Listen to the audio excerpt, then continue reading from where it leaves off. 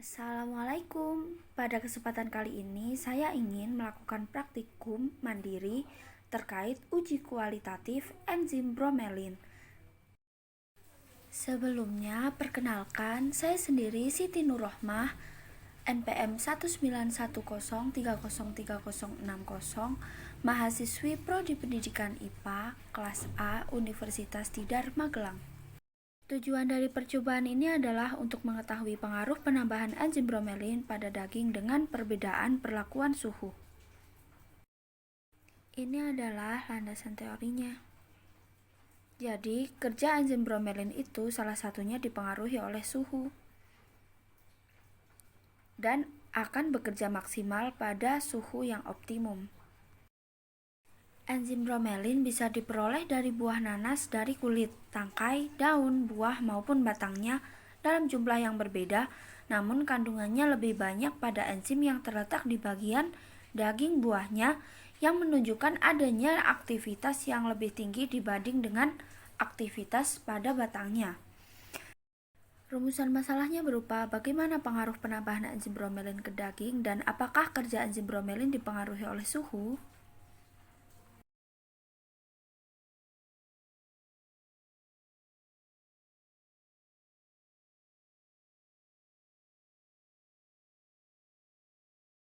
Di sini terdapat alat dan bahan untuk menguji hipotesis, dan ini adalah langkah kerjanya.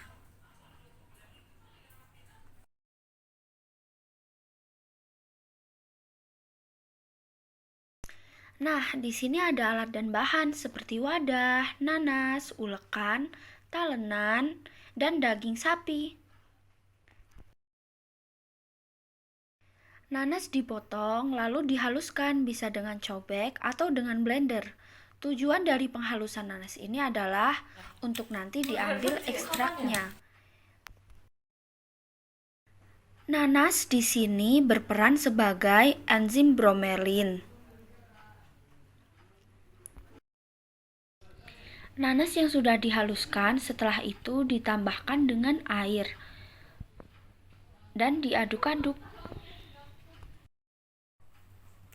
Sambil menunggu ekstrak nanas, dilakukan pemotongan daging lalu diletakkan di 3 wadah. Nah, ini adalah proses pemisahan ekstrak nanas dari buah nanas. Lalu, ekstrak nanas ditaruh di 2 wadah.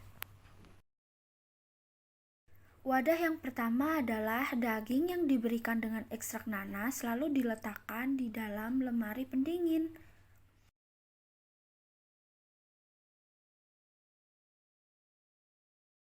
Di wadah yang kedua berupa daging sapi yang diberi ekstrak nanas di suhu ruangan, dan wadah ketiga yaitu daging sapi tanpa ekstrak nanas dan diletakkan di suhu ruang.